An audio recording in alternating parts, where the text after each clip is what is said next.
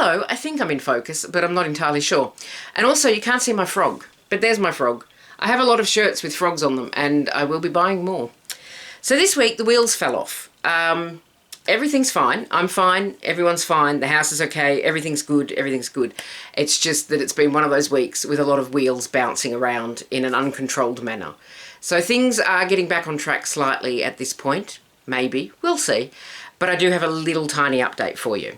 Starting with this, which came off the loom last night at about 10 minutes past midnight, because my time management is amazing. Now, this one took me a long time to do, longer than I was expecting it to. And I thought that that was, just hold that up properly, hang on, I'm doing this properly. I thought that that was because I'd been a bit slack and sort of been taking my time on it. I am going to hold it up properly. And then it turns out it's also really long, like it's much longer than I thought it was. You can see I'm disappearing. I'm just going to come back in. I don't know how long it is. I don't measure until after I've washed, but I would say it's well over 2 meters. So I really, really love the colours in here. The weft, which is the side-to-side yarn, that blue and the orange and the white and everything, that is Premier Spun Colours in one of the colourways. I don't know which one. I could get the label, but it's a long way away and I'm tired. The warp is, Heirloom. Yes, Heirloom Merino Magic 8-ply. Heritage does the cross-stitch, Heirloom does the yarn. So that's the Merino Magic 8-ply. The cotton is Avalon 10-ply by Morris & Sons, which there is more of, but it annoyed me because it got tangled. So the reason this is so long is because I don't really measure.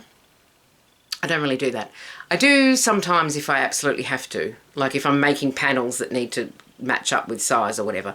But broadly speaking, I'm 170 centimetres tall, so I just do the arm span, that hand there. I've got another one on that side. And go, that's 170 centimetres, and then I kind of go, oh, that looks like enough for fringe and loom waist, and that looks like enough, and I just do it that way, I eyeball the rest. It's not, as you can see, precise, because that is about that much longer than I thought it was. So on the big loom, I still have the shiny one, which is coming along. It's coming along slowly because it's a very fine weft, which is okay. So I'll show you how that's looking, much the same as it did last week, but there has been progress on it. It's just a little bit slow because of that fine weft, which is, as I said, absolutely okay because it's going to give that a beautiful soft drape. Now, on the little loom, I have a dog. I've got a dog on the loom. I'm deciding what to do about it. I think the answer is going to be cut it off the loom. So the plan today was to warp up with a nice autumny colour scheme. I've got some beautiful cotton in like sort of a dusky green and a nice burnt orange. I've got a beautiful wool blend for the weft. Yeah, weft's the word I'm looking for there. That was going to be wonderful. It was going to be amazing. I was so looking forward to doing it. I was thinking about it all morning. And then I can't find my 10 dent heddle, which is ridiculous because I did find it last week. And in my mind, when I found it, I put it with the other heddles because for all of my disorganisation and for all of my chaos gremlin ways, I do keep my heddles together so that I can find them. So apparently I remember doing that, but what I actually did was frisbeed it out the window. I don't know where it is. It will turn up as soon as I don't need it. So I thought, well, that's fine. I'll just grab something else from the stash and warp up something else and then the 10 dent will appear. And I was thinking that this was going to work and it's not. I'm going to show it to you. It is a dog on the loom though. So I am deciding. Well, I get it. It's down here. So here's the original plan was to, it's the shuttle. It's okay. I can break the shuttle. I've got others. As long as I don't break the loom. So the original plan was to do this as a clasped weft, yeah, where you bring in a yarn from each side. I hadn't counted on this being quite so fluffy. It's not fluffy, but it is thick. It's chonky. It's a little bit crowded in the heddle, and I'm going to show you close up. So you can see there that you can't really see the colours coming through in a way that's worth doing. So I've cut that ball of yarn off on that side and I am deciding what to do with this warp, and I think I am just going to cut it off the loom and do something else. This yarn will be saved because it's quite long lengths. I can still use it as weft. I can even use it as warp if I'm careful, but I'm not going to be careful. Have you met me? So the thing about this it's black and navy, I don't know if the navy's showing up. It's a multi-stranded yarn and I'm going to be able to show you that as soon as I untangle this chaos that I've created for myself. There we go. Oh, it looks like I've done that before. So I'm going to pop that there. So it doesn't look, oh, don't be chaotic, I'm on tally. So it doesn't look that thick, but it is a multi-stranded unspun yarn. So that's fine, I've woven with this before and it hasn't fallen apart. But it's just a little bit too crowded in the heddle for this idea to work.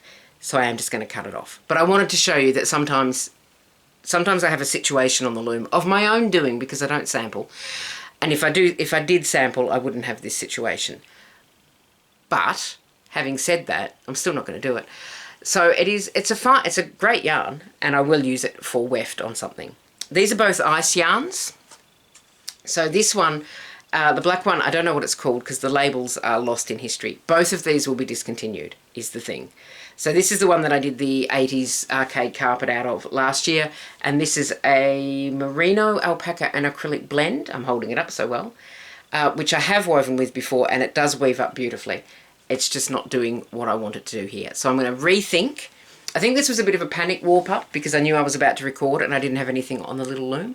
And what I could have said was, I don't have anything on the little loom.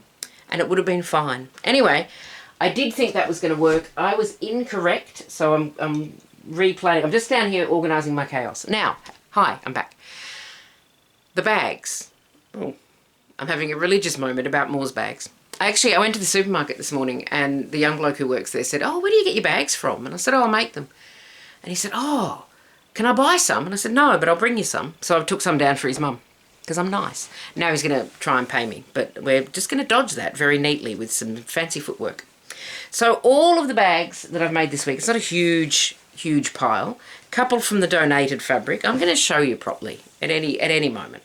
This is from the donated pile. This is a Doona cover. And that's very pink. So that's the cartoon girls. I've got a few of those to do. And then I've got some vintage ones with the vintage fabric that I was going to use to make a tunic and then couldn't be bothered. So I've got these lovely roses. Aren't they lovely? And it's such good sturdy fabric. Now this one cracks me up. This is vintage cars. But one of the things that it tells you about driving a vintage car is that you need, get that in focus, smart headgear. But if you're one of the lady persuasion, you will need a motor bonnet, and I desperately want one, and I hope there's a pattern online, because the next time I drive down the street, I want to be wearing a motor bonnet. So that one's quite fun. This one is from the donated fabric. I'm not going to forever show you all the bags I make, but I am kind of just, you know, trying to show you that I did achieve something this week. This is from the vintage fabric as well, and I love that one. I did put a load of these out in the park on Saturday and they all went, which was good. I put a tag on them to say free, please take. And this one is again from the vintage fabric. And that's quite nice. This was a little bit of a tricksy sew because it's a slippery fabric, but it's holding up. And that's basically what I have for you this week. Not enough. Well, it is enough. I am enough. You are enough as well. We're all enough. I don't even want to think about that loom at the moment, so I'm going to sew some more bags tonight once I get this uploaded. You take care of yourself, have a lovely rest of your week, and I will see you next time. Bye for now.